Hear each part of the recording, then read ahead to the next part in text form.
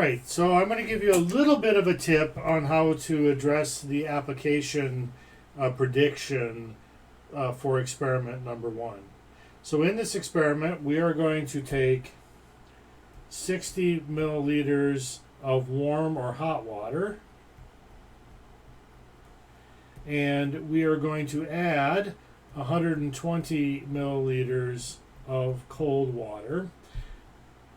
And the goal of this is to determine what is the temperature of the mixture. And by the temp, I mean the final temp of the mixture.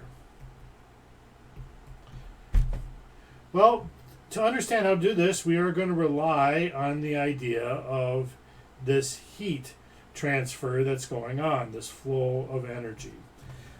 So, assuming, and this was your earlier question where you were asked to reflect a little bit, that we're assuming here that our calorimeter is doing a pretty good job of making sure that no heat flows into the environment.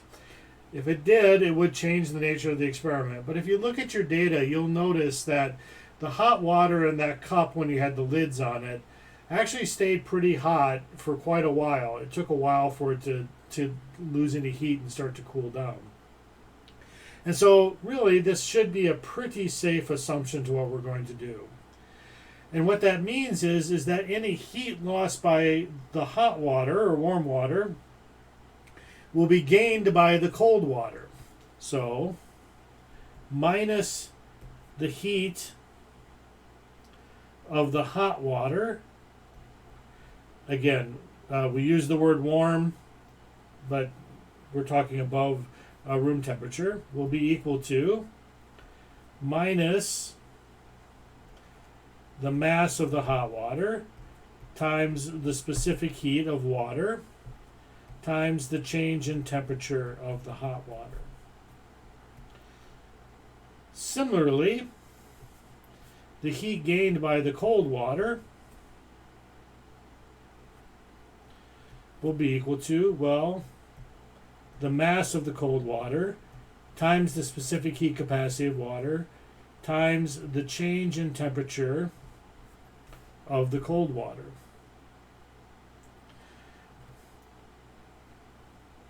As we've said, this gain and this loss have to be equal to each other. And so what we end up with is that Q hot is equal to Q cold. And so, actually, minus Q hot is equal to Q cold. And so we have, and I'll just switch to a single color now. What we will have is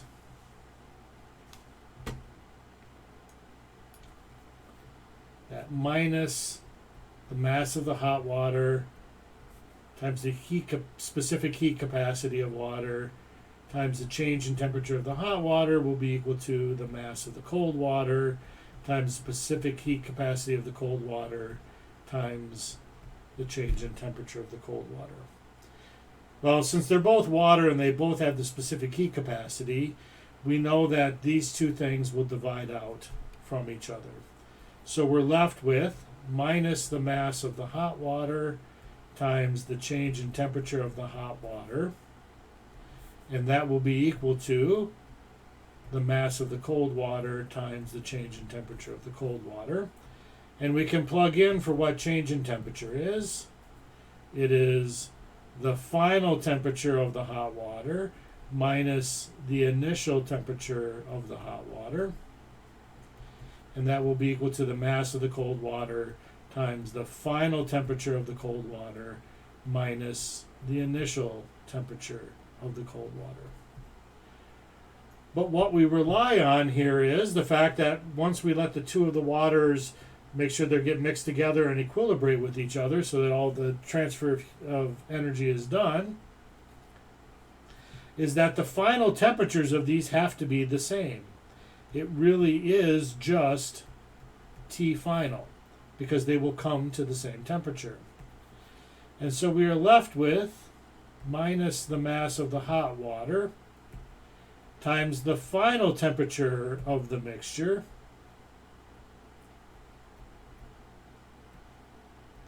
minus the initial temperature of the hot water.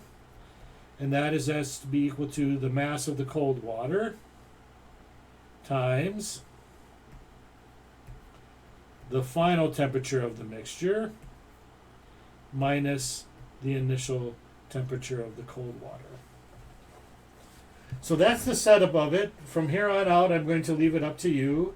You're going to want to do the algebra to solve for the final temperatures.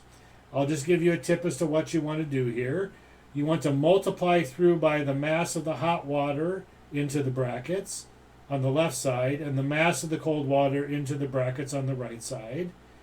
You're then going to want to group any term that has the final temperature in it on one side of the equation and everything else on the other side of the equation, that meaning the equal sign. And then with a little bit more algebra, you should be able to derive your final formula. And from that, you can make the prediction as to what your final temperature should be compared to what the initial temperature of the hot water are, the initial temperature of the cold water, and the mass of the cold and hot water, respectively.